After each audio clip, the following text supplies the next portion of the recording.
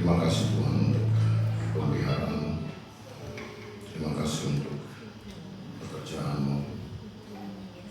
Engkau memampukan kami untuk dapat melakukan kehendak-Mu. Sisanya kami berjuang untuk taat dan setia melakukannya. Engkau yang selalu memampukan kami untuk dapat bertahan, berdiri di hadapan Tuhan. Sisanya kami yang mengerjakannya penuh dengan takut dan gentar. Maka Tuhan tolong kami ketika perjalanan kehidupan ini tidak menyediakan kami kekuatan untuk bertahan, tapi mengerus kekuatan kami untuk bertahan. Maka kami tahu kami hanya membutuhkan Tuhan. Kami tahu kami harus mengenyangkan diri kami dengan firman-Mu, supaya hidup Tuhan ada pada kami, kekuatan Tuhan ada pada kami, dan bahkan roh Tuhan juga ada pada kami. Terima kasih untuk ibadah ini.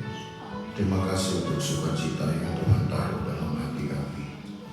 Lepas dari banyaknya masalah-masalah dalam hidup kami hari ke hari, tapi kalau kami bisa datang ke dalam rumah Tuhan dengan penuh sukacita dan mengumpulkan kerinduan kami untuk menikmati Tuhan, maka kami percaya kami pun akan dipulihkan. Kami percaya kami akan disembuhkan. Kami percaya Tuhan kami akan dirawat oleh Tuhan. Terima kasih banyak Tuhan Yesus. Kiranya firman-Mu sebentar menambahkan lagi kepada kami pengetahuan, supaya dengan pengetahuan bertambah juga kebijaksanaan, supaya dengan kebijaksanaan bertambah juga ketekunan, dan karena ketekunan bertambah juga kasih kepada Tuhan. Terima kasih Tuhan Yesus. Urapi hamba-Mu supaya firman Tuhan menjadi berkat bagi kami semua. Dalam nama Yesus Kristus kami berdoa. Amin. Haleluya. Puji Tuhan. Haleluya. Puji Tuhan. Kita sekarang sampai di Ulangan pasal yang ke-12. Dan setelah ini, atau memang sudah dimulai dengan Ulangan pasal 12, orang Israel akan diberikan banyak sekali pengajaran-pengajaran firman Tuhan yang mungkin lebih banyak dari 39 tahun pertama di dalam pengembaraan mereka di padang gurun, di dalam generasi orang tua mereka. Kenapa saya katakan mungkin saja lebih banyak? Yang pertama, kita sudah pelajari secara berurutan mulai dari kitab Keluaran sampai kepada kitab Imamat, terus ke kitab Bilangan. Belum pernah ada satu kumpulan ajaran yang selengkap dan sebagus di kitab Ulangan. Belum ada. Kalaupun di kitab Keluaran kita dapatkan data tentang tabernakel, ya ujung-ujungnya hanya sebatas pembangunannya, lalu penggunaannya, tata cara pemakaiannya. Nah, itu di kitab Keluaran. Jadi tidak ada ajaran-ajaran pokok, tidak ada ajaran-ajaran mendasar yang kita dapatkan. Ya kecuali hanya bagaimana cara membangunnya, setelah terbangun bagaimana cara memanfaatkan ruangan demi ruangan. Nah, itu di kitab Keluaran. Ketika kita belajar kitab Imamat, banyak memang firman Tuhan di sana. Tetapi ternyata setelah diurutkan, maka yang kita dapatkan sebenarnya hanyalah aturan-aturan tentang tata cara korban. Semua masih berkaitan dengan bagaimana memanfaatkan tabernakel, bagaimana memanfaatkan rumah Tuhan. Ada tata caranya. Mungkin di gereja kita tidak populer dengan tata cara seperti itu. Gereja kita lebih sifatnya malah lebih moderat. Artinya adalah tergantung pekerjaan Roh Kudus. Walaupun kadang sulit mengukur itu. Mengapa? Masing-masing gereja mengklaim, oh di gereja kami ada Roh Kudus, tapi nggak ada tata caranya. Ya, pokoknya jalan aja. Yang penting kebaktian dari awal bisa dimulai dan diakhiri juga dengan baik. Nah itu seringkali mengaburkan tata cara ibadah yang sebenarnya di dalam kitab Imamat itu sangat digarisbawahi. Lagi-lagi kita dapatkan banyak ketentuan di sana, tapi itu hanya berupa liturgi. Dan yang kedua, kalaupun ada firman Tuhan secara khusus diberikan kepada Harun dan kepada keturunan imam, yaitu Bani Kehat dari garis orang-orang Lewi, maka yang kita dapatkan itu hanyalah bagaimana cara mempertahankan kekudusan di hadapan Tuhan sebelum semua orang mengambil bagian untuk melayani pekerjaan Tuhan. Sifat kudus itulah tanda bahwa kita sudah melayani Tuhan. Kesiapan kita dalam melayani pekerjaan Tuhan tergantung dari bagaimana saudara melayani Tuhan. Itu pernah saya terangkan. Ada beda antara melayani Tuhan dengan melayani pekerjaan Tuhan. Melayani Tuhan itu artinya saudara yang menyenangkan Tuhan dengan cara saudara menyanyi, berdoa sendirian di kamar, saudara baca firman. Dan ingat, membaca firman haruslah diperdengarkan suara, jangan baca dalam hati. Ya, baca diperdengarkan. Saudara membaca, belajar untuk bersuara. Sudah mulai dipraktekkan? Belum, masih lebih suka baca dalam hati. Ya, itu korban sinetron. Saudara tahu sinetron itu? Banyak adegan yang bicara dalam hati. Jadi akhirnya anak-anak Tuhan ikut-ikutan baca Alkitab juga di dalam hati. Ya sudah, lenyap, hilang sudah. Nggak jelas ini, betulkah hatinya membaca? Tidak jelas. Maka kalau baca Alkitab, perdengarkan. Saudara bersuara, buka mulutmu. Walaupun aku baca untuk telingamu sendiri, tapi memang itu hukumnya. Nah, itu yang kita dapati di dalam kitab Imamat. Nah, ketika kita masuk dalam kitab Bilangan, kita hanya disuguhkan dengan pekerjaan Tuhan saja, murni pekerjaan Tuhan. Tidak ada aturan, tidak ada prinsip-prinsip di situ yang diajarkan, kecuali secara khusus pasal-pasal tertentu yang membahas tentang doa bagi oleh imam-imam. Tapi selebihnya kitab Bilangan itu bahkan boleh dikatakan hampir sama seperti Injil Sinoptik di dalam Perjanjian Baru. Saudara akan disuguhi ketika mereka ke tempat ini apa yang terjadi, apa yang Tuhan lakukan di sana, baik atau buruknya. Pekerjaan Tuhan selalu baik, tapi hasilnya akan menjadi buruk bagi orang-orang yang memang berhati buruk. Yang itu saudara camkan. Allah tidak pernah mengerjakan sesuatu yang buruk, tapi akibat dari pekerjaan Tuhan itu akan menghasilkan sesuatu yang buruk kalau memang hati kita buruk. Nah, itu di kitab Bilangan kita belajar. Nah, barulah di kitab Ulangan kita diberi satu data tentang kehidupan yang lain dari orang Israel ini menjelang masuknya mereka ke tanah perjanjian. Kalau 39 tahun yang lalu orang Israel pernah disekolahkan oleh Allah di Gunung Sinai, sudah ingat itu ya? Disitulah kita belajar kitab Keluaran. Mereka belajar membangun tabernakel, memanfaatkannya, lalu kemudian mengikuti aturan-aturan tentang korban dan lain sebagainya. itu mereka harus pelajari selama 11 bulan 20 hari. Hampir 1 tahun.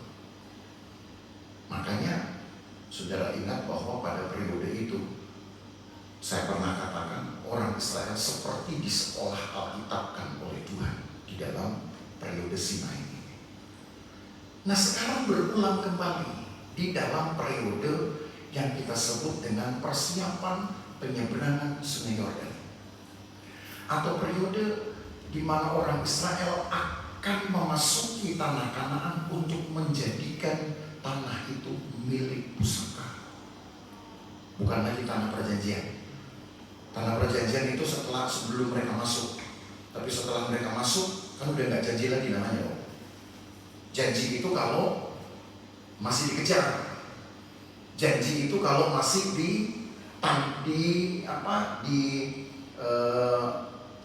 dikejar lah gitu ya, masih ditunggui.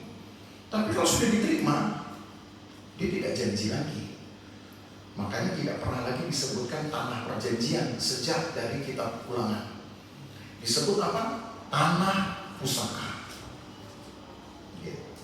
Nah karena orang Israel ini, anak-anak mereka yang 39 tahun lalu belum paham betul tentang firman Tuhan pada periode sekolah Alkitab Sinai. Karena masih kecil 39 tahun yang lalu. Masih ABG lah paling tidak. Paling tua usia mereka 19 tahun pada masa itu. Jadi mereka belum betul-betul paham nih firman Tuhan. Nah sekarang menjadi perlu bagi Allah sendiri, menjadi perlu di dalam pandangan Musa untuk mensekolahkan kembali generasi-generasi muda pewaris dari tanah pusaka ini firman Tuhan. Makanya muncullah periode sekolah Alkitab kedua. Nah itu yang kita tahu yang terjadi di sepanjang dataran Moab 2 bulan menjelang penyeberangan Sungai Yordan. 2 bulan menjelang penyeberangan Sungai Yordan. Kalau Sinai, sekolah Alkitab pertama mereka untuk generasi bapak-bapak mereka, 2 bulan setelah penyeberangan Laut Merah. Maka sekarang di dataran Moab mereka disekolahkan lagi oleh Tuhan dan oleh Musa 2 bulan menjelang penyeberangan Sungai Yordan. Dan itu saudara tahu kalau sudah diatur seperti itu, artinya bahwa Allah menguasai waktu. Allah punya waktunya. Dan kalau waktu Allah sudah berjalan atas kita, saudara, maka kita nggak boleh tawar-tawar. Nah sekarang di dalam pasal 12 ini, Musa mulai membuka ajaran-ajarannya nanti sampai pasal 28, saudara.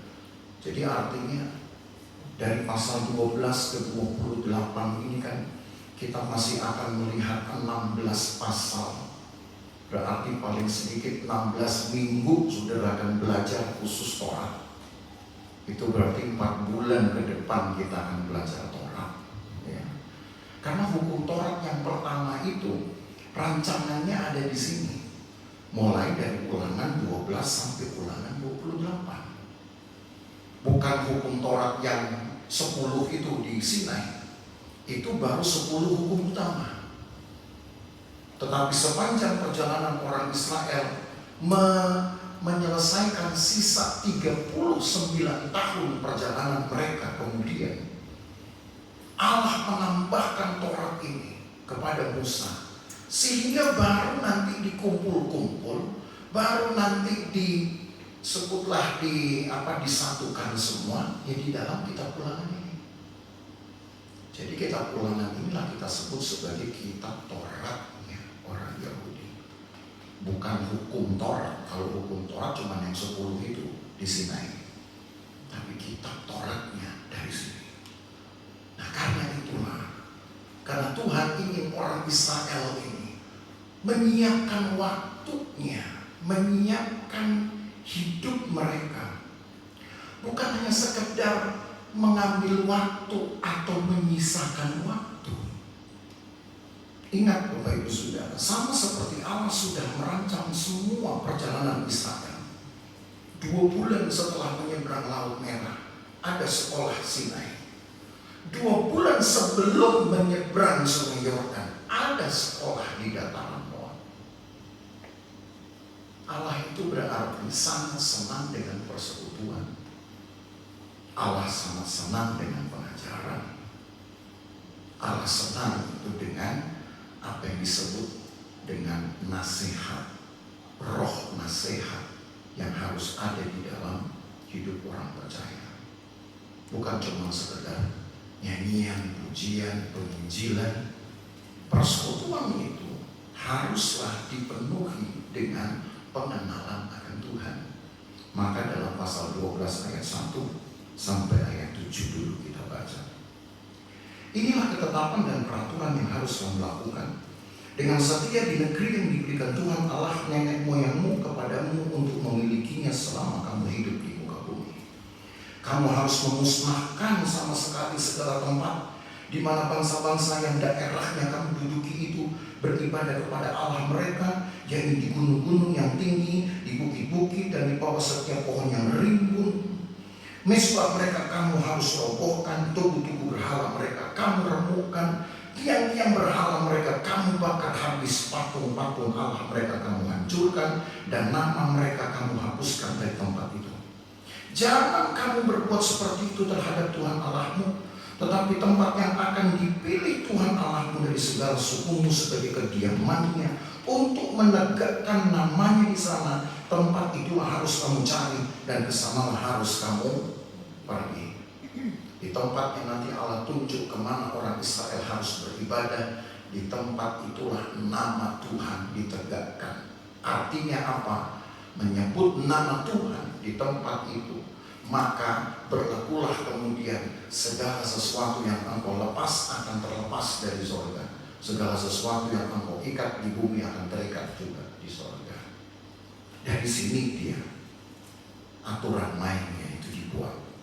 Lalu ayat yang ke-6, kesanalah harus kamu bawa korban bakaran dan korban sembelihanmu, persembahan persepuluhanmu, persembahan khususmu, korban nasarmu, korban sukarelamu, anak-anak sulung lembu sapimu dan kambing dombamu. Di sanalah kamu makan di hadapan Tuhan Allahmu dan bersukaria kamu dan seisi rumahmu, karena dalam segala usahamu engkau diberkati Tuhan Allah. Apa yang saudara kumpulkan seperti orang Israel ini, kumpulkan nanti. Ada bagian yang harus dibawa ke tempatnya Tuhan, supaya diberkatilah segala usaha. Tidak boleh dibawa ke tempat lain. Bahkan secara detail ini nanti saudara akan ketemu ayatnya. Ketika orang Israel memberi persembahan apapun itu dengan semua jenisnya, nanti saudara akan ketemu jenisnya. Toh di dalam ayat-ayat ini sebenarnya sudah disinggung itu jenis-jenis persembahannya dari ayat 6. Apa saja itu persembahannya? Ada korban bakaran, ada korban sembelihan, ada persembahan persepuluhan, ada persembahan khusus, ada korban nasar, ada korban sukarela. Jadi jenis-jenis persembahan itu banyak saudaranya. Tapi percayalah, jenis persembahan tidak akan bikin saudara jadi bolong kantongnya. Enggak. Kecuali kalau saudara sendiri yang memang membolongin kantong saudara. Percayalah saudara, kantong bolong bukan karena persembahan. Kantong bolong karena gaya hidup saudara yang beraturan. Ya kan, pengen apa-apa beli, bolong lah. Lihat orang punya ini pengen beli, lihat orang punya itu pengen beli, bolong lah. Tapi kalau di persembahan percaya nggak akan bolong saudara. Nggak dibilang amin saudara. Amin. Takut saudara, gimana sih? Amin. Makanya Tuhan sudah rinci begini, dan hanya satu ketentuannya. Nanti kamu bawa ke tempat yang aku tunjuk. Tidak boleh ke tempat lain. Tidak boleh diberikan kepada orang lain atas asas saya kenal, saya kasihan. Oh, karena saya bantu. Bantuan. persembahan. Paham saudara ya? Ketentuan ini kenapa? Karena Allah yang pelihara mereka selama mereka ada di padang gurun. Coba mau kerja apa mereka di sana? Tapi yang kita bilang, sapi pun tetap nambah, kambing pun tetap bisa nambah. Banyak mereka berkorban. Satu hari saja mereka harus 2 kali potong kambing, potong sapi. Ada korban pagi, korban petang. Belum lagi korban bulan baru. Belum lagi korban hari raya. Mereka harus lakukan itu. Belum lagi saudara ada korban khusus, ya, seperti korban penghapus dosa, korban penebus salah. Itu kalau mau dihitung saja paling sedikit dalam 1 bulan, saudara. Dalam 1 bulan saja pernah saya hitung, mereka harus siap menyediakan paling sedikit itu ada 50 kambing. Karena korban harian saja, saudara, korban hariannya saja itu paling sedikit sudah 30. Ya. Apa mereka kehabisan kambing? Pernah ada cerita mereka kehabisan sapi di padang gurun loh ini, nggak ketemu rumput loh ini. Hidup aja itu. Kalau sapi bisa hidup, apalagi peternak sapi. Betul, saudara. Kalau kambing saja bisa hidup di padang gurun, apalagi penjual kambing. Ada yang jual kambing di sini? Masih takut gak hidup, saudara? Keterlaluan. Kambing aja Tuhan kasih hidup di padang gurun. Cuma kadang kita takut aja, takut Tuhan kantong bolong. Ingat yang bikin bolong karena saudara terlalu banyak pengen. Gitu. Tapi keinginan Tuhan saudara tak laksanakan. Kantong saudara memang gak bolong, tapi gak pernah ada isinya. Ya, karena Tuhan tidak kasih, Tuhan tidak berkati. Dan hanya kepada satu tempat saja Allah tentukan itu, supaya kamu bawa ke sana.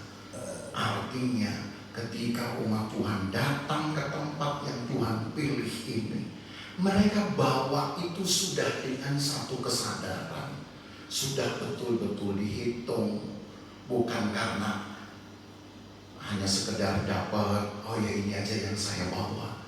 Kan mereka harus melakukan itu tiap minggu, tiap hari pertama. Nanti ketentuan itu akan ditambah, sudah.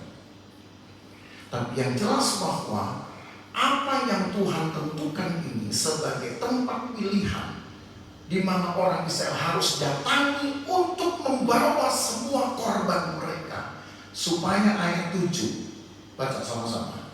Di sanalah kamu makan di hadapan Tuhan.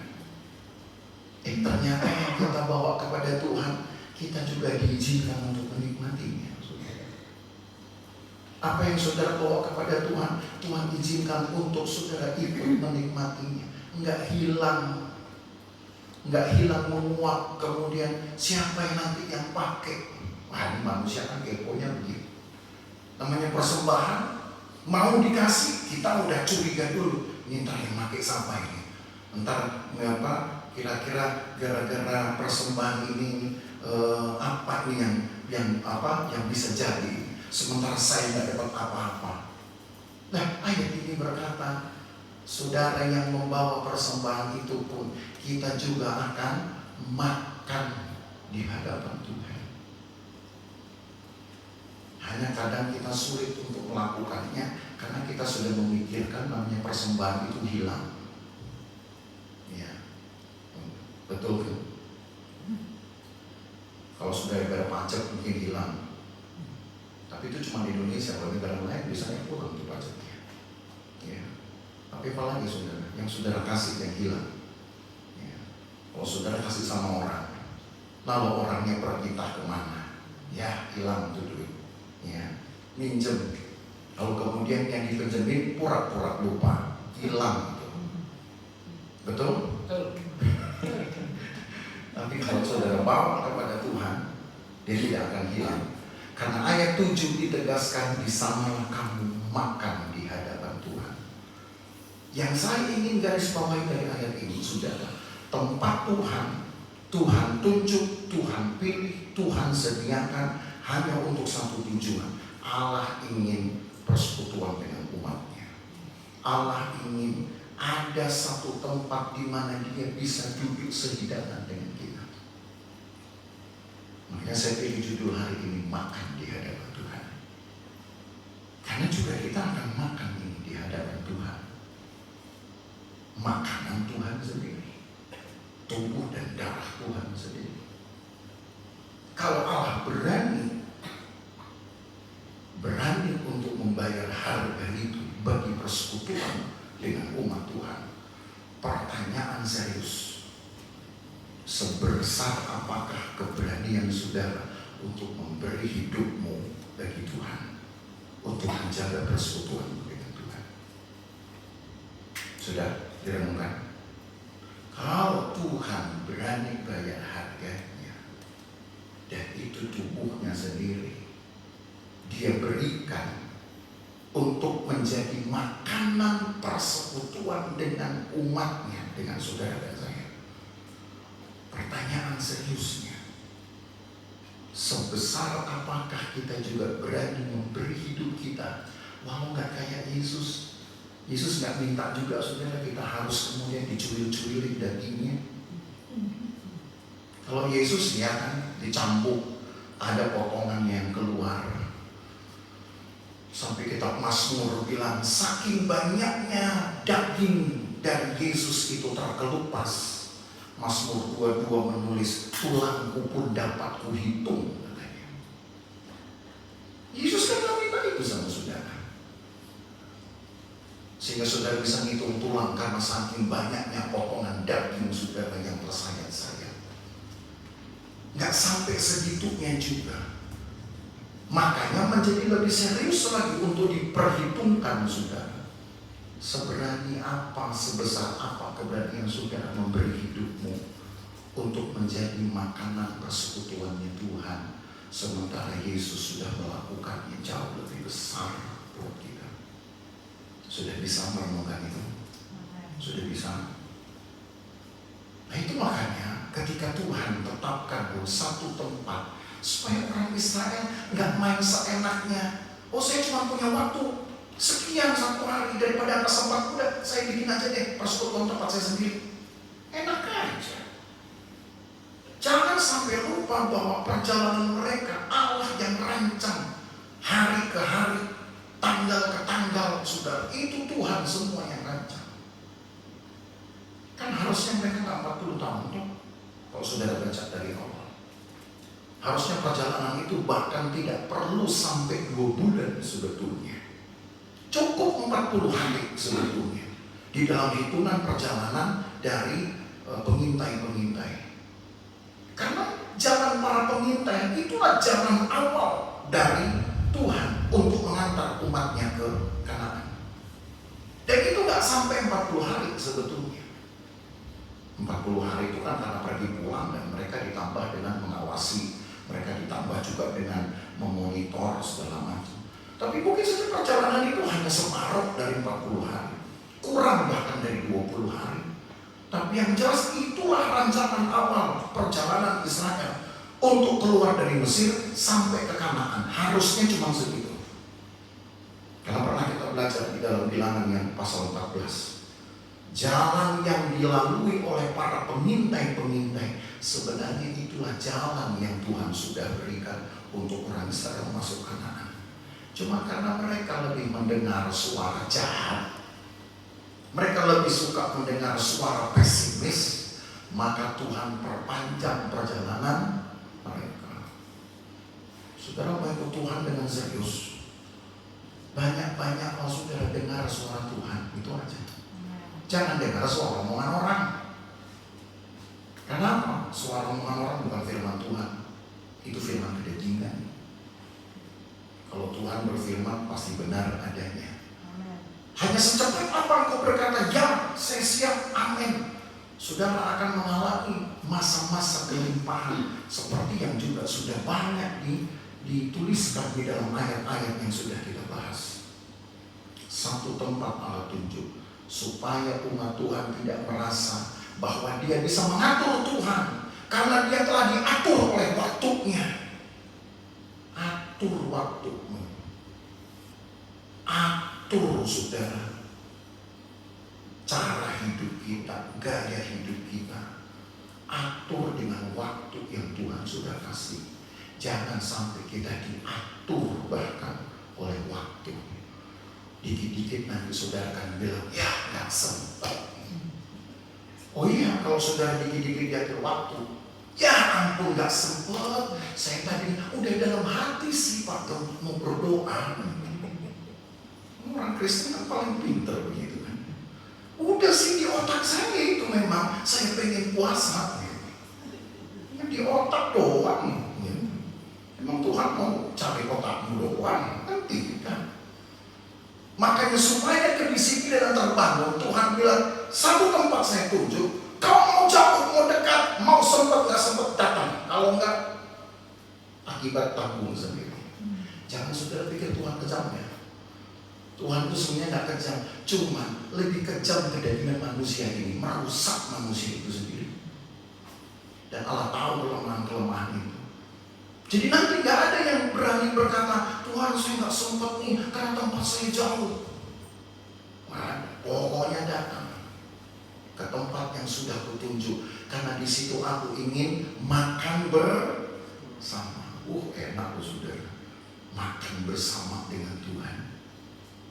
Pernah makan bersama dengan orang besar, dengan pembesar? Pernah? Rasanya kayak apa? Bangga kan? Ya. Padahal makan doang.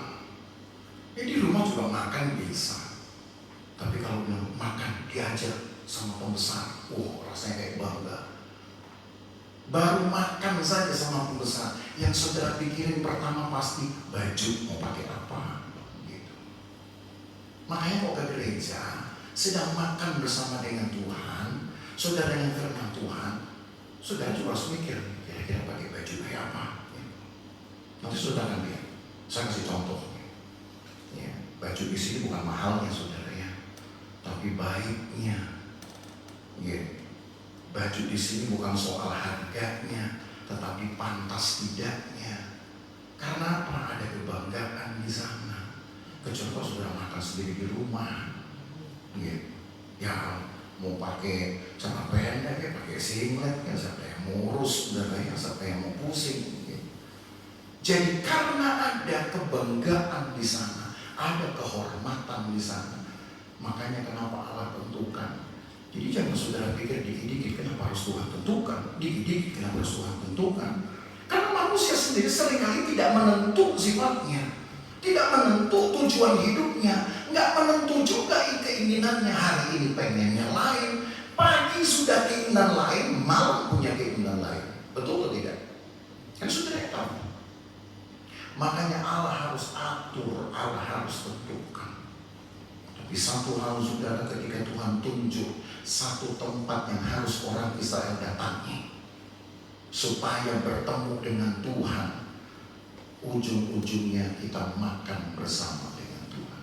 Seperti sekarang saudara sedang makan bersama dengan Tuhan. Saudara menerima firman Tuhan, itu kan makanan Tuhan. Yesus sendiri juga berkata, ingat apa kata Yesus? Makananku adalah melakukan kehendaknya dan menyelesaikannya. Tidak ada makanan lain yang lebih nikmat daripada firman Tuhan. Betul tidak?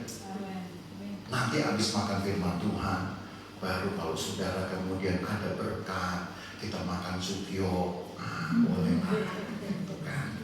Ya. Tapi jangan berarti yang pertama itu yang saudara cari. Makanlah dengan makanan yang Tuhan siapkan.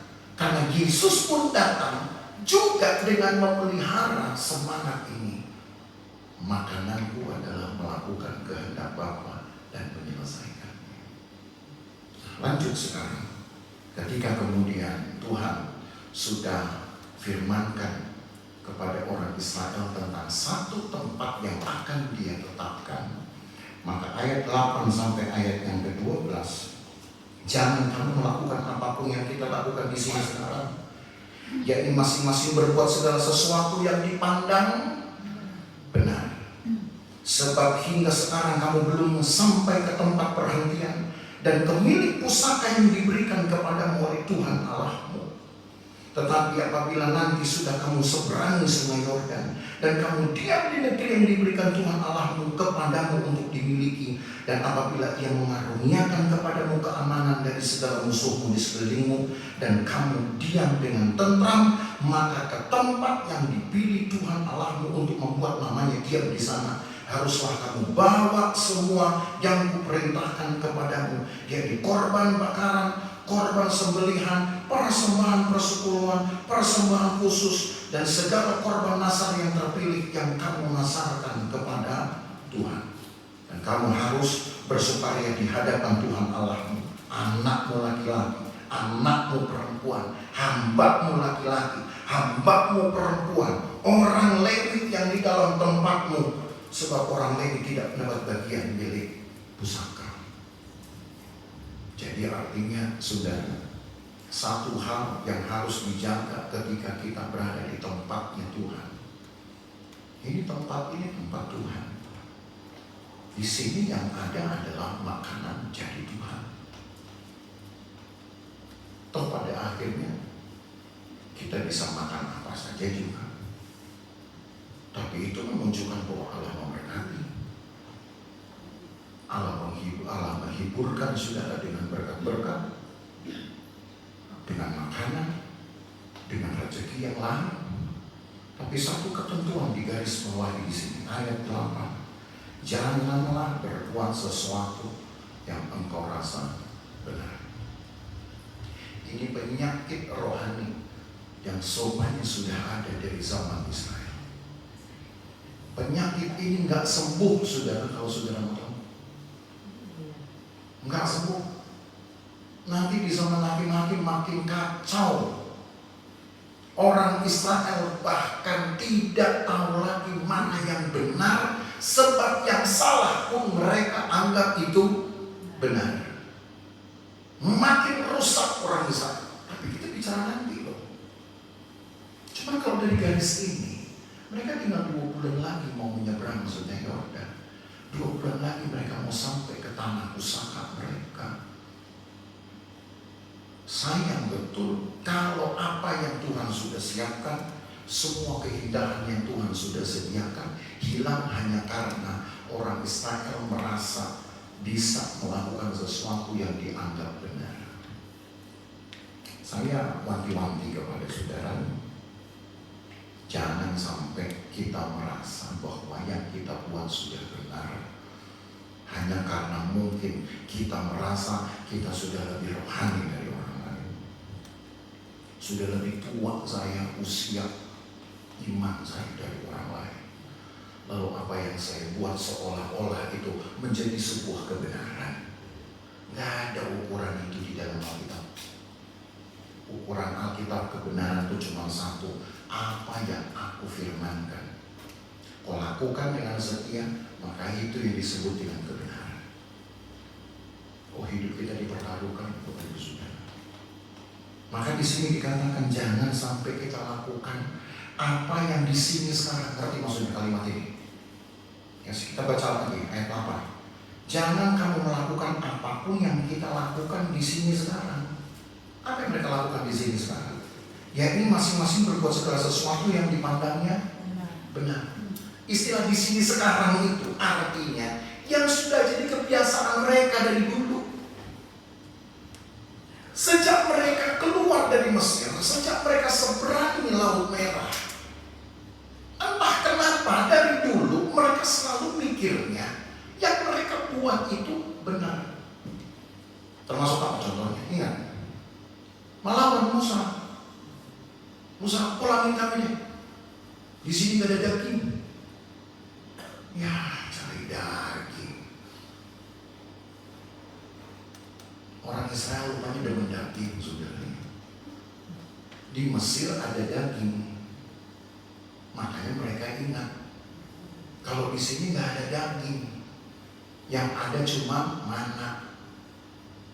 Mana itu cuma ya kayak dulu anak kecil, saya masih kecil, maksud saya juga sempat tahu itu makanan gula-gula yang dari butiran lalu dicemplung ke mesin Terus tiba-tiba jadi kayak apa?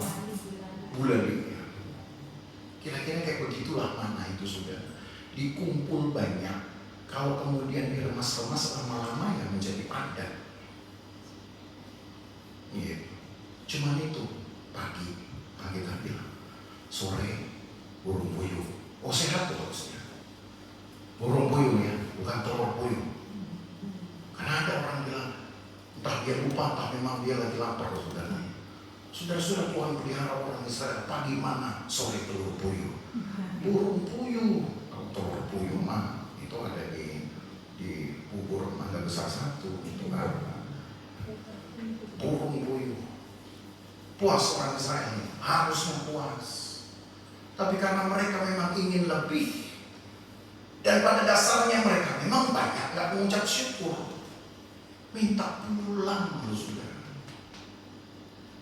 Mereka pikir apa yang mereka buat benar. Tuh satu.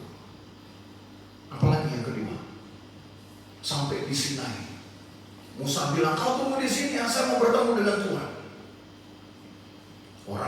Orang Israel nunggu Musa nggak turun-turun, 2 hari nggak turun, 3 hari nggak turun. Berapa lama Musa di atas? 40 hari. Ya tahu kan kita bilang 40 hari. Orang Israel udah pikir, wah jangan-jangan mati nih Musa nih. Saudara, kalau nunggu-nunggu orang mau datang, 1 minggu nggak datang, 2 minggu nggak datang, yang saudara pikir apa? Nggak jadi datang. Itu 40 hari saudara, ditunggu dari 40 kali matahari terbit sampai terbenam, 40 kali. Mereka mungkin lihat jangan-jangan Musa mati ini. Udahlah kita angkat ke Harun jadi pemimpin kita. Harun, apa yang bisa membuat kami perlu persekutuan, kami perlu ibadah. Si Harun juga lagi konslet mungkin waktu itu. Udah kau punya apa? Emas, udah bikin aja patung-patung. Rupanya ada juga ya imam-imam yang konslet, saudara. Ya biarin aja yang konslet, yang menyesatkan jemaat. Bikinlah akhirnya patung untuk mereka sembah. Mereka pikir yang mereka buat lagi sekali benar. Lalu Yosua yang bilang kepada Musa, Tuhan, ada suara kegaduhan di sana di bawah. Ada suara peperangan di sana di bawah. Tuhan bilang benar ya. Wah, Musa ngamuk sampai hukum Tuhan itu dipecahkan. Kenapa? Lagi sekali orang Israel melakukan apa yang mereka anggap benar. Hati-hati umat Tuhan. Saya selalu nasihatkan, jangan sampai yang saudara pikir itu rohani itu sudah merupakan yang benar. Mau tahu yang benar tuh baca Alkitab aja. Ya dan tidak di sini jelas. Sudah. Putusannya jelas, lebih jelas daripada hakim di pengadilan. Saudara tahu yang benar dan salah itu di dalam Alkitab. Jangan mencuri, ya jangan. Jangan bersaksi dusta, ya jangan. Udah itu aja. Selebihnya apa yang saudara pikir di pikiranmu ini, uji dulu, cocok nggak dengan Alkitab. Makanya rajin-rajin baca Alkitab supaya saudara tahu mana yang benar, mana yang salah. Jadi kalau berkecamuk di pikiran, kira-kira kalau saya maki orang itu, ya walaupun orang itu memang sebenarnya adalah orang pendosa, kira-kira benar nggak ya? Uji di Alkitab.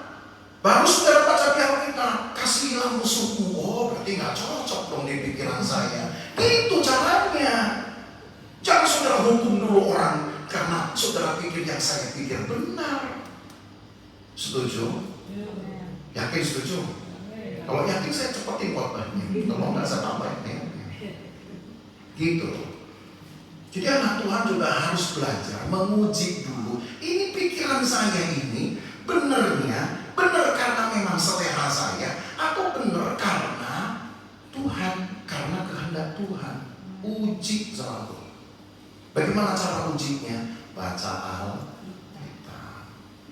Ku renungkan firman-Mu siang dan malam. Ku pegang perintahmu dan ku lakukan. Kan gitu.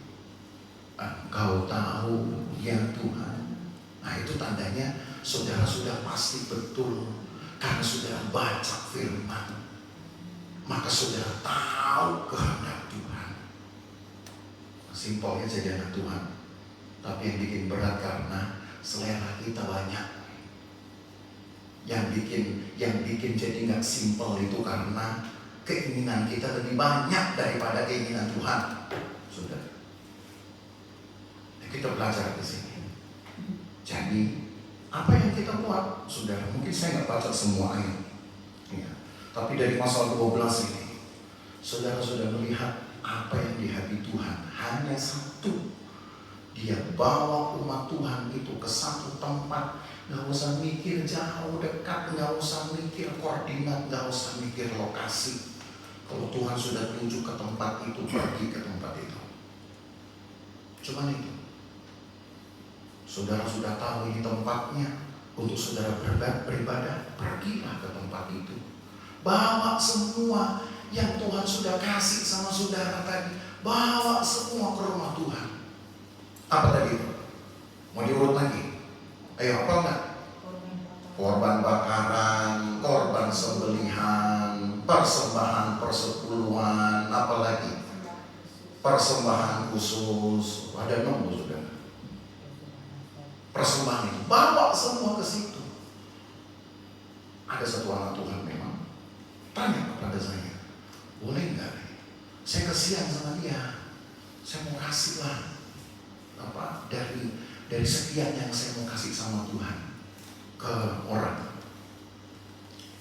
Dalam Alkitab cuma dibilang kasih ke dalam rumah Tuhan apa yang harus dikasih. Selebihnya kau kasih kepada kaisar apa yang mau kau kasih. Jadi jangan dikurangi apa yang engkau sudah budgetkan untuk Tuhan. Jangan dikurangi. Hanya karena kita ingin berbuat tampaknya ingin berbuat sosial misalnya begitu. Saudara buat sesuatu yang lain. Kan Yesus berkata, apa yang harus kau bawa ke dalam rumah Tuhan, taruh. Yang nanti bisa kau kasih nanti ke orang lain, kasih. Jangan nanti kemudian budget saudara buat penyesuaian. Nggak apa-apa sih. Nggak apa-apa buat gereja.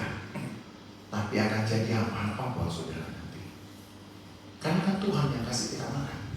Toh semua yang saudara berikan, yang orang Israel berikan kepada Tuhan di rumah Tuhan, itu juga jadi bagian bersama kan? Jadi bagian bersama. Engkau akan makan bersama. Nah rupanya saudara spirit ini, persekutuan ini lebih tepat saya katakan, itu nyampe juga dibawa oleh Yesus.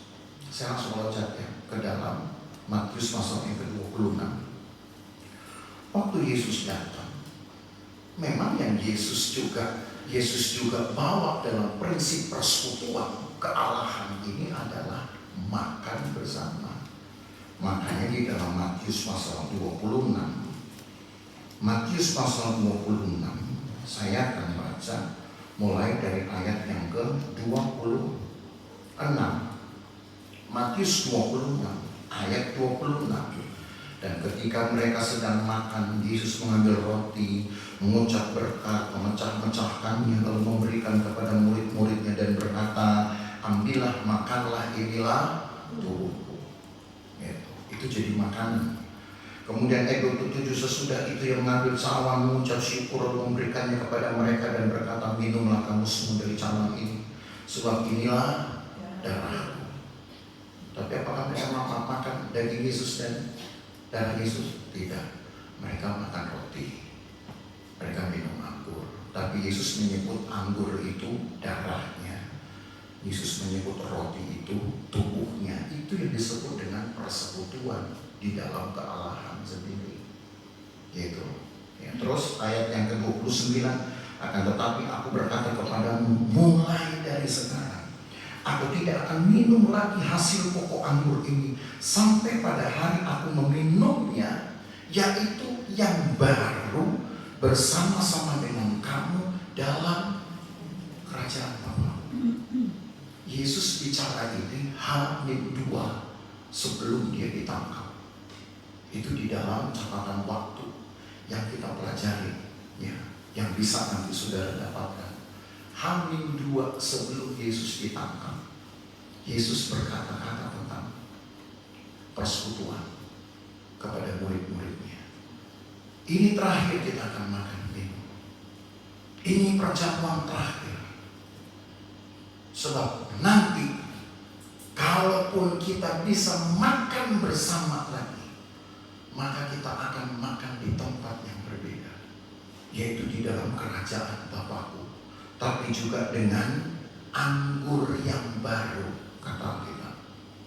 Bukan lagi persekutuan dengan darah Tuhan.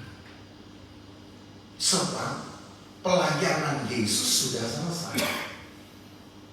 Nah, yang kita sekarang masih peringati di dalam sakramen perjamuan Tuhan, yang masih bagian yang melekat pada pelayanan kemesiasannya. Apa itu? Pelayanan grafirat, pelayanan penebusan, itu pelayanan kemesiasan. Bahwa dengan tubuh dan darahnya disediakanlah grafirat atau keselamatan orang yang akan makan tubuh dan darah Tuhan yang dipersekutukan dengan roti dan anggur perjamuan. Dia akan mendapatkan hidup Tuhan. Kan begitu catatannya, begitu pengertiannya. Tapi nanti kalau kita sudah datang ke tempatnya Tuhan, kita sudah tidak lagi memperingati kematian Yesus. Yesus sudah jadi teman ngobrol kita di sana. Gitu. Sekarang kita peringati karena Yesus sudah menjadi sejarah. Kita memperingatinya supaya terkumpul kembali semangat dan motivasi dari mengiring Tuhan. Nanti saudara masuk surga, yang saudara temui siapa? Yang jelas Yesus.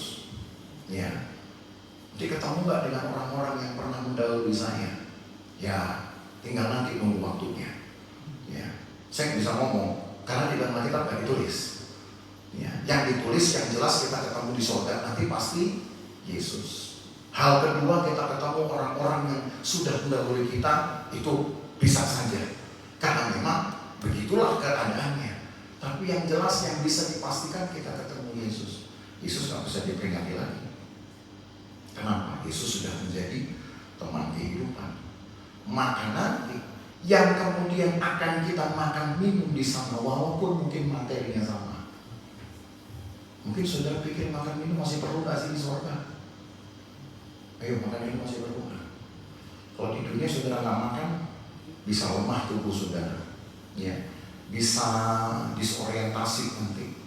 Semua sistem dalam tubuh bisa kacau balau, ujung-ujungnya bisa mati. Di surga kita masih bisa makan minum, tapi bukan untuk hidup, untuk persekutuan. Yesus bangkit dari kematian, dia mengenakan tubuh kebangkitan. Dia masih bisa makan ikan kan? Ya, dia makan ikan dengan murid-muridnya. Tubuh kebangkitan itu bukan berarti tidak perlu makan, ya, masih bisa makan. Tapi tidak lagi seperti kita orientasinya makan itu untuk hidup. Di surga nanti kalau untuk kita makan itu semua hanya untuk persekutuan. Sebab sudah ditegakkan dari Ulangan 12. Allah ingin kita dengan Tuhan, Tuhan dengan kita makan bersama. Kalau tidak dengan memperhatikan firman, menyelidiki firman, ambil bagian di dalam meja Tuhan, perjamuan Tuhan. So disinilah kita akan dilatih, sudah.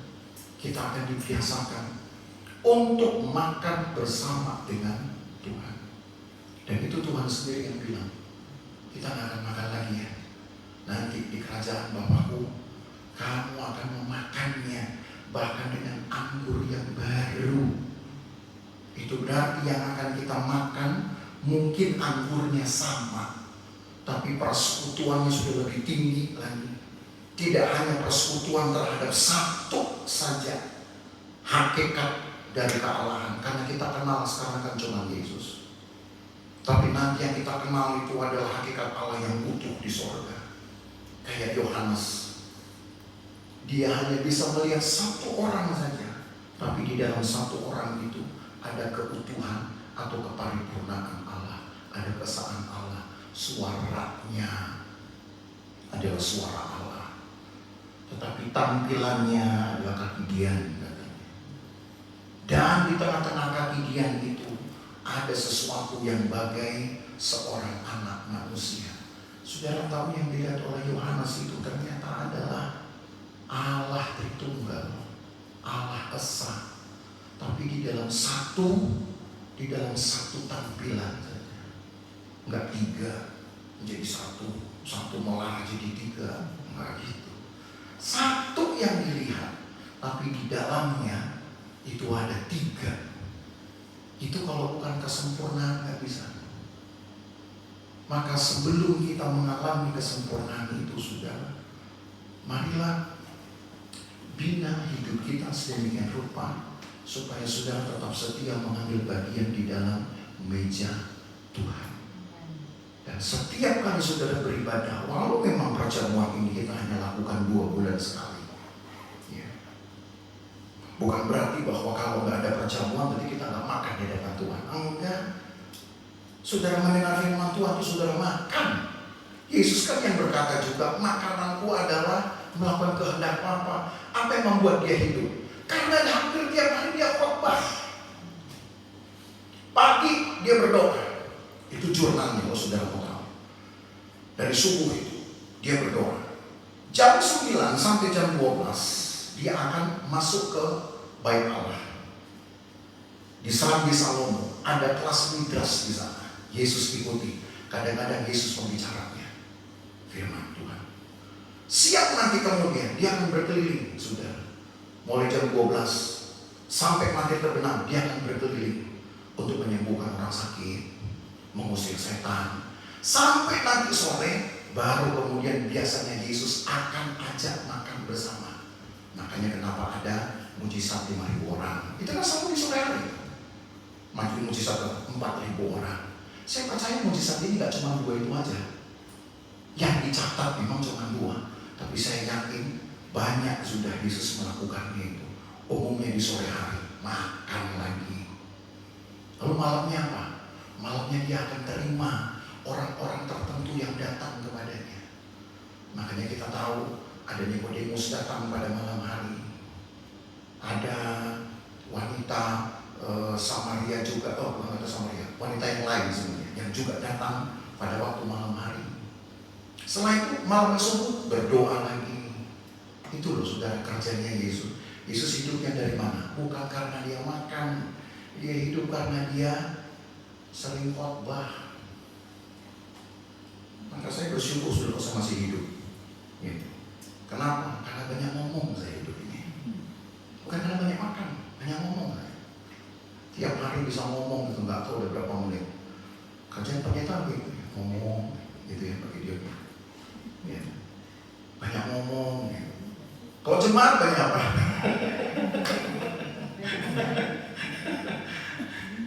Jemaat banyak dengar, jangan banyak ngomong lagi. Gitu. Biar satu yang ngomong, ada yang dengar. Gitu. Banyak-banyak dengar. Nanti, saya bandingkan saudara sedikit waktu. Saya bandingkan versi tulisan Matius ini dengan versi kitab Lukas. Coba kita baca kitab Lukas 22. Ada satu teks yang tidak dicatat di dalam kitab Matius, tapi buat saya itu yang penting. Lukas pasal 22. Kalau tadi kan di dalam Matius 26 cuma Yesus katakan ini makan kita terakhir, nanti kita akan makan lagi di kerajaan Bapakku. Cuma itu. Tapi kalau saudara bandingkan dengan Lukas pasal 22, Lukas pasal 22 ada satu ayat tertulis begini. Ayat yang mulai ayat yang ke-24 ya. Kita baca dari ayat 24. Lukas 22 dari ayat 24 sampai 30. Saudara bedanya. Terjadi juga pertengkaran di antara murid-murid Yesus, siapa yang dapat dianggap terbesar di antara mereka. Yesus berkata kepada mereka, raja-raja bangsa-bangsa memerintah rakyat mereka dan orang-orang yang menjalankan kuasa atas mereka disebut pelindung-pelindung. Tetapi kamu tidaklah demikian, melainkan yang terbesar di antara kamu hendaklah menjadi yang paling muda dan pemimpin sebagai pelayan. Mau jadi orang besar terus jadi pelayan, saudara. Terus ayat 27. Siapakah yang lebih besar? Yang duduk makan atau yang melayani? Bukankah dia yang duduk makan? Tetapi aku ada di tengah-tengah kamu sebagai pelayan. Yang makan kita. Kita yang lebih besar kelihatannya. Tapi Yesus bilang, aku pelayanmu. Aku yang lebih besar. Karena pelayan itu selalu jauh lebih besar, lebih dihormati.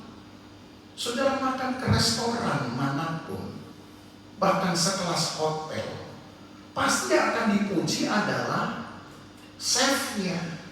Karena makanan yang saudara makan enak. Gitu. Betul? Begitu saudara makan asin, kan saudara ngomelnya bisa sampai 7 hari 7 malam. Tuh. Sakit hatimu kenapa? Udah bayar mahal, kepedesan kan gitu. Bisa sampai 1 lebaran gitu. Saudara dongkolnya. Tapi begitu sudah rasa enak, yang terima pujian chefnya. Lebih besarnya. Pelayan itu lebih besar selalu. Lalu ayat yang ke-28. Kamulah yang tetap tinggal bersama dengan aku dalam segala pencobaan yang aku alami. Dan aku akan menentukan. Ini dia yang tidak ada tadi di kitab Matius. Hak-hak kerajaan bagi kamu. Sama seperti Bapakku menentukannya bagiku.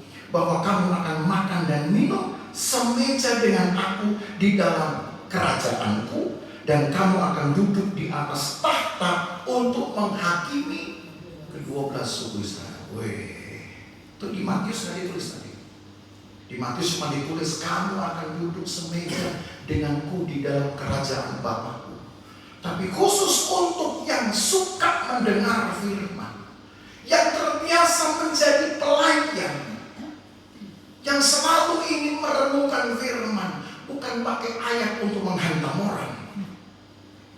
Yang selalu ingin dibentuk dengan firman, bukan yang balik melawan orang dengan ayat firman. Itu jadi lain. Tapi yang terima ketika firman Tuhan diberitakan, saudara tertemplak, tapi saudara bilang, terima kasih Tuhan, tandanya Tuhan sayang sama saya. Jangan nanti dengar firman Tuhan, saudara bilang, oh nih pasti dia melapor ini. Makanya nih, gue dikasih ayat nih. Kurang ajar. Kalau seperti itu, hatimu gak pelayan lagi, saudara. Maka dia yang terbiasa untuk melayani, termasuk tadi membaca, memperdengarkan suara. Kan tadi saya katakan, di situ saudara melayani Tuhan. Kalau saudara WL, main musik, itu saudara melayani pekerjaan Tuhan. Tapi engkau berdoa di kamarmu, engkau baca Alkitab, itu saudara melayani Tuhan. Beda. Karena itu kan sendiri saudara dengan Tuhan. Beda. Jadi jangan hanya fokus melayani, itu yang kelihatan. Itu baru pekerjaan Tuhan. Belum ada nilainya. Nilainya itu baru nilai organisasi. Oh dia pinter, oh dia bisa WL, loncatannya paling tinggi, main musiknya paling bagus. Cuma nilai organisasi. Tapi melayani Tuhan, yang nilai Tuhan sendiri. Ini orang yang sungguh-sungguh nih. Ini orang ini memang pengennya datang sama aku nih. Ini orangnya dengar-dengar nih. Yang nilai Tuhan sendiri. Dan kalau saudara sudah terbiasa untuk menjadi pelayan di hadapan Tuhan dengan menggunakan firman Tuhan, saudara melayani Tuhan, saudara akan diberikan hak-hak kerajaan. Dan hak-hak kerajaannya satu adalah menghakimi ke-12 orang Israel. Tuh, gimana itu caranya menghakimi? Menghakimi itu bukan berarti marah-marahin, bukan berarti nyalah-nyalahin. Menghakimi itu sama dengan menasehati. Nih ya nak, saya kasih tahu, kelakuanmu itu salah. Firman Tuhan tuh bilang begini, yang kau buat itu salah. Itu namanya menghakimi. Jadi kalau saudara bisa begitu, tandanya saudara sudah mulai belajar menghakimi. Tapi kalau saudara kemudian memplak orang, kamu bikin itu dosanya, nah itu namanya saudara sedang menyalahi, nyalahin orang, Penghakiman itu nanti penghukuman Tuhan bilang, Alkitab bilang haknya Tuhan. Tapi penghakiman kita yang harus lakukan. Nah, gimana kita bisa ngajarin orang kalau saudara nggak punya firman? Gimana saudara bisa kasih tahu orang salah kalau saudara nggak tahu dulu mana yang benar? Jadi sering-sering melayani Tuhan. Bagaimana cara melayani Tuhan? Renungkan firman-Mu siang dan malam. Makanya jangan bilang Tuhan gak sempat saya baca Alkitab. Seolah-olah saudara gak punya waktu. Tuhan kasih waktu 24 jam. Masih saudara bilang kurang. Berarti kan saudara bilang kerjaan Tuhan gak benar berarti. Apa yang Tuhan ciptakan 24 jam gak benar berarti. Sementara Tuhan bisa kok sediakan waktu yang benar. Kita aja yang gak pakai dengan benar. Paham saudara? Ikut Tuhan itu kan bukan maksud saya. Tapi yang penting ada semangat. Saya ingin melayani Tuhan dulu. Nanti kalau saya ingin melayani Tuhan, Tuhan pasti akan tambahkan nanti keberanian, tambahkan talenta. Siapa tahu ke depan saya bisa melayani pekerjaan Tuhan. Orang sekarang ini capek melayani pekerjaan Tuhan, maunya tampil dulu. Tapi duduknya di Tuhan susah betul. Kalian dongkol lagi saya, saudara. Maunya tampil, kelihatan banget gitu. Apalagi masuk live streaming, aduh, sudah nilai jualnya tinggi, nasional, internasional. Tapi suruh berdoa, minim. Baca Alkitab, nggak tahu, bukan Alkitab baca masih bingung, sudah. Ini ayatnya, ini kitab ini di mana? Dia di depan, atau di bagian belakang. Cacik, kembang kucuk, gitu. Gimana? Makanya saya tidak pernah memberi tidak pernah respect dengan orang yang hanya fokusnya melayani pekerjaan Tuhan. Bisa, betul bisa. Pakar dia, oh iya. Tapi nilai kita itu adalah melayani Tuhan dulu. Duduk di kaki Tuhan dulu. Saudara bereskan dulu hubunganmu dengan Tuhan dulu. Supaya saudara bisa respect bagaimana cara untuk mengasihi orang, mengampuni orang. Bagaimana caranya untuk setia. Tahu itu dulu. Nanti Allah tambahkan caranya saudara bisa melayani pekerjaan Tuhan. Lama-lama saudara juga bisa diberikan hak kerajaan surga. Saudara bisa datangin orang. Saudara bukain orang ayat firman. Waduh, saya terima cuma itu saudara, tujuan saya. Kalau ada jemaat di GBD Losupan bisa begitu, saudara, saya bilang dulu, saya masuk surga cepat-cepat saya jalan. Iya. Tapi kalau sekarang jangan deh, belum ada jemaat yang bisa begitu. Ya. Yang ada jemaat yang bisa datang kepada temannya, buka ayat, yuk kita bahas. Senang rasanya. Besok mati pun saya saudara. Artinya apa yang saya ingin jemaat lakukan tercapai. Kan cuma itu tujuan gembala. Bikin jemaat itu dekat dengan Tuhan, bikin jemaat terampil untuk dapat mempergunakan firman Tuhan. Tapi kalau jemaat itu masih nyalah-nyalahin, di rumah itu stres saudara gembala itu. Oh iya, mau berdoa juga udah berat hati gitu ya. Rasanya mau berdoa takut gak amin-amin gitu. Makanya kalau sudah begitu, aduh saya berdoa supaya jemaat Tuhan GBD Losupan ke depan. Kalau ketemu dengan seseorang yang dibuka ayat, nah gitu. Gak ada yang amin ya? Mau saya tambahin ayat lagi? Gitu. Jangan nanti keluar dari sini ketemu lagi semua orang, lu ya, gara-gara omongan lu tuh ya, Pak ngomong begini-begini, gua ketemplat, nah, gitu. Ada satu lagi, lu ya, perasaan 2 bulan lalu lu utang sama gue, bayar. Nah, bukan itu, saudara. Ini saudara nggak kelihatan nanti ini pengiring Tuhan atau pengiring mamon nanti. Saudara mau dibentuk, saudara mau diubahkan, melayani Tuhan. Karena disitulah saudara akan kenyang makan di hadapan Tuhan. Orang yang kenyang makan nanti di hadapan Tuhan, Tuhan akan kasih nanti banyak hal. Tuhan akan kasih lebih dari hidup, lebih dari harga diri hidup. Tuhan akan kasih itu. Pada kita ada meja Tuhan.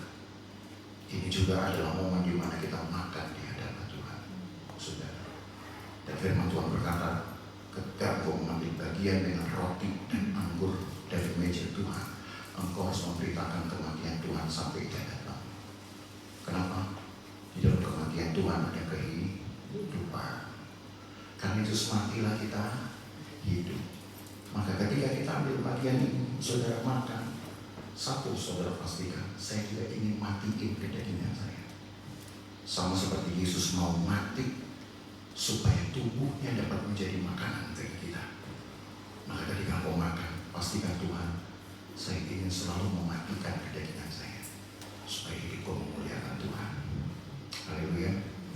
Mari kita berdiri, kita nyanyi satu pujian. Aku hendak bersyukur kepadamu dengan segenap hati. Aku hendak bersyukur kepadamu dengan segenap hatiku. Aku hendak bersujud kepada baik-Mu yang kudus. Aku hendak bermazmur karena setia-Mu kepadaku.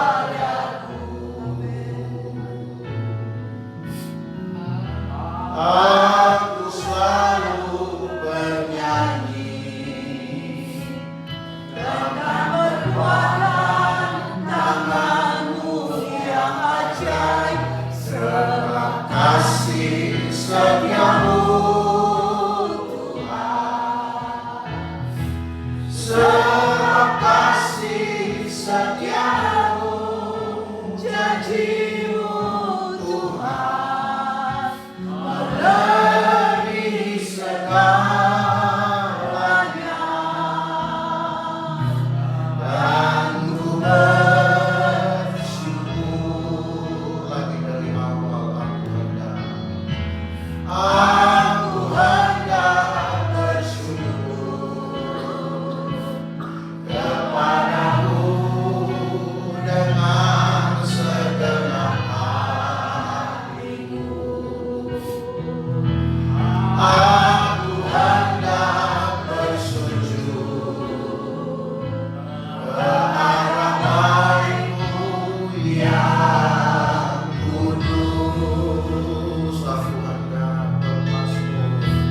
Aku hendak bermazmur tentang setia-Mu kepadaku. Aku selalu bernyanyi tentang perbuatan tangan-Mu yang ajaib, serta kasih setia-Mu Tuhan, serta kasih setia-Mu, janji-Mu Tuhan melebihi segalanya. Dan ku bersyukur sebab kasih setia-Mu Tuhan, sebab kasih setia-Mu, janji-Mu Tuhan melebihi segalanya. Dan ku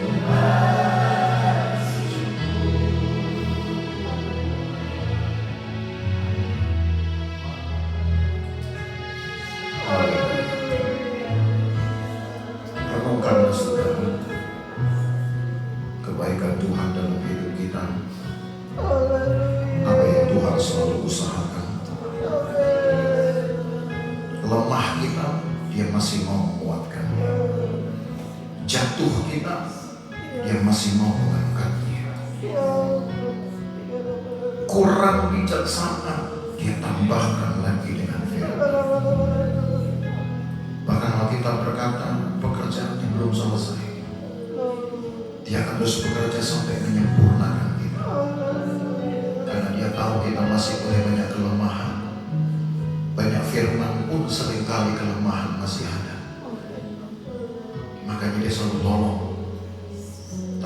saudara tidak mau menolong dirimu sendiri, saudara yang tidak menggiatkan dirimu sendiri untuk melayani Tuhan dengan waktu-waktu yang saudara punya, dengan Alkitab yang saudara pegang, dengan jam-jam doa yang saudara bisa sediakan.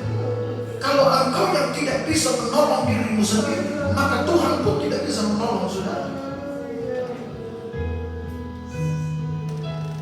Pada kita ada meja Tuhan, biarlah tubuh dan darah Tuhan ini memberikan kita satu kekuatan baru, serta semangat yang baru juga.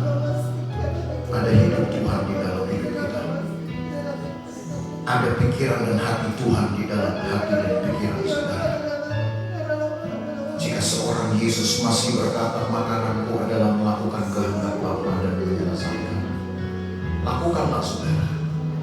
Nanti pun kita akan makan bersama dengan Tuhan. Maka saudara dapat berkat terbesar dari Tuhan. Saudara punya hak-hak kerajaan yang akan diberikan kepada saudara. Sekarang kewajiban kita dulu, apa itu? Layani Tuhan. Kewajiban kita dulu, apa itu? Datanglah untuk setia di dalam ibadah. Sekarang kewajiban kita dulu, itu dulu yang Allah ingin sebelum hak-hak kerajaan diberikan. Kalau itu saudara gunakan dengan baik, dengan waktu-waktu yang saudara punya, Allah yang akan melakukannya dalam hidupmu, segala kelimpahan dan lebih dari kelimpahan. Siapkan hati saudara untuk makan minum meja perjamuan Tuhan, dan pelayan-pelayan Tuhan boleh datang ke depan. Aku hendak bersyukur kepadamu dengan segenap hatiku. Aku hendak bersujud kepada-Mu yang kudus. Aku hendak bermasuk, aku hendak bermasuk tentang setiamu kepadamu. Aku hendak bernyanyi, aku hendak bernyanyi, karena perbuatan tangan-Mu yang ajaib, sebab kasih setia-Mu Tuhan, sebab kasih setia-Mu, janji-Mu Tuhan melebihi segalanya. Dan ku Tuhan Yesus, berkatilah roti dan anggur perjamuan Tuhan. Kuduskanlah pelayan-pelayan Tuhan, supaya berkat-Mu turun atas jemaat Tuhan dan mereka yang mengambil bagian di dalamnya. Bukan karena roti dan anggur kami menghormati perjamuan Tuhan, tapi karena persekutuan. Karena di dalam roti itu ada tubuh-Mu yang menyembuhkan. Di dalam anggur itu ada darah-Mu yang menyucikan dan menghidupkan. Maka Tuhan, baharuilah batin kami di dalam persekutuan dengan meja Tuhan ini. Karena kami hanya mempunyai kesetiaan, semangat untuk setia. Tuhan punya segalanya. Kami hanya mempunyai kerinduan, iman. Tuhan punya kuasa untuk mewujudkan segala sesuatu. Maka hidup kami sangat tergantung pada Tuhan. Berkati umat-Mu, berkatilah meja perjamuan Tuhan kami. Berkati kami yang mengambil bagian di dalamnya. Berkati ya Tuhan, dalam nama Tuhan Yesus Kristus. Silakan duduk. Sebab kasih setiamu Tuhan, sebab kasih setiamu, janjimu Tuhan melebihi segala, dan ku bersyukur sebab kasih setiamu Tuhan, sebab kasih setiamu, janjimu Tuhan melebihi segalanya, dan ku bersyukur. Dari awal aku hendak bersyukur, aku hendak bersyukur kepadamu dengan segenap hatiku. Aku hendak bersujud ke arah baitmu yang kudus. Aku hendak bermazmur tentang setiamu kepadaku.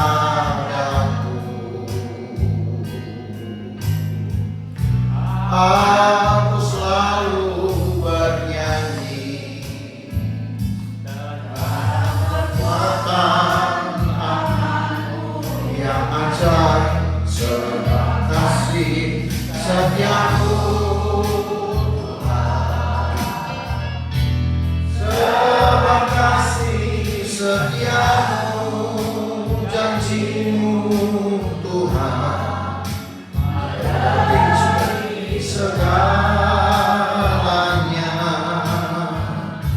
dan ku bersyukur sebab kasih setiamu Tuhan, sebab kasih setiamu, janjimu Tuhan melebihi segalanya,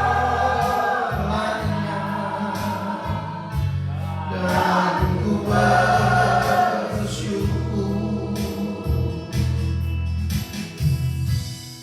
Kita bersyukur karena kasih Tuhan. Dia masih memungkinkan kita untuk terus berdiri di hadapan Tuhan. Menjadi murni itu tidak mudah, saudara. Hanya satu syaratnya, tambahkan kesembuhan, saudara, ibu Tuhan. Menjadi kudus itu juga tidak mudah, tapi tambahkanlah kesetiaan, saudara. Tambahkanlah waktumu untuk melayani Tuhan. Engkau harus punya waktu untuk melayani Tuhan. Jika tidak, Tuhan juga tidak punya waktu nanti untuk dapat membereskan hidupmu. Dan biarlah dengan perjamuan Tuhan kita diingatkan, karena setiap kita mengambil bagian dalam perjamuan Tuhan ini adalah peringatan bahwa Allah masih ada menyertai hidup saudara. Allah masih ada untuk selalu menopang hidup saudara. Allah masih ada untuk selalu bekerja untuk melayakkan saudara. Allah masih ada untuk menjadi konsumsi di dalam hidupmu.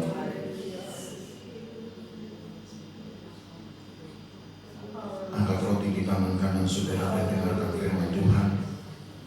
Sebab apa yang telah kuteruskan kepadamu telah aku terima dari Tuhan, yaitu bahwa Tuhan Yesus pada malam waktu Ia diserahkan mengambil roti, dan sesudah itu Ia mengucap syukur atasnya, Ia memecah-mecahkannya dan berkata, inilah tubuhku yang diserahkan bagi kamu, perbuatlah ini menjadi peringatan akan aku. Di dalam roti ini ada tubuh Tuhan, kuasanya yang menyembuhkan batin kita juga. Kita makan dengan percaya di dalam nama Tuhan Yesus Kristus.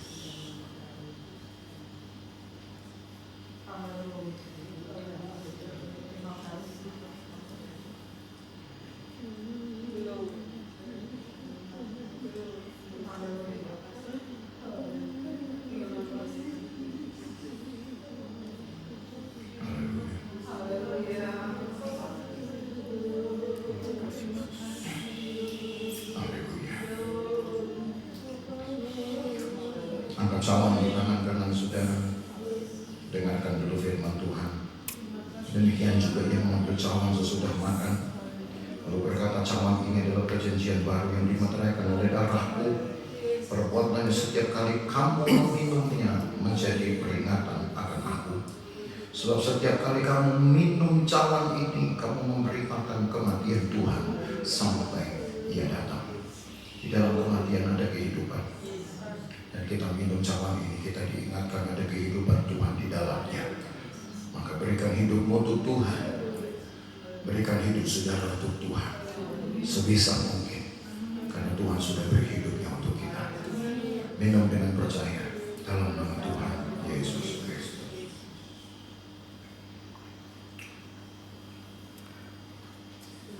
Haleluya.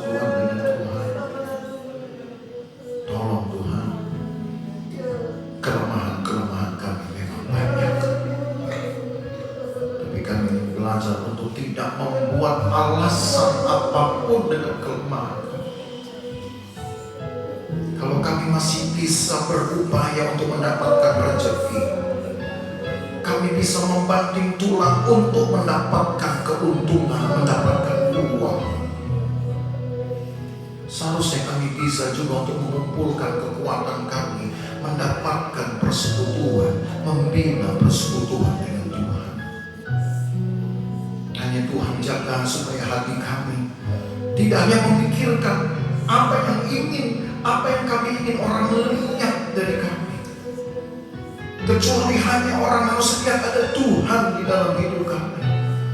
Ada kemuliaan Tuhan di dalam hidup kami. Hanya itu saja yang kami ingin orang lain lihat.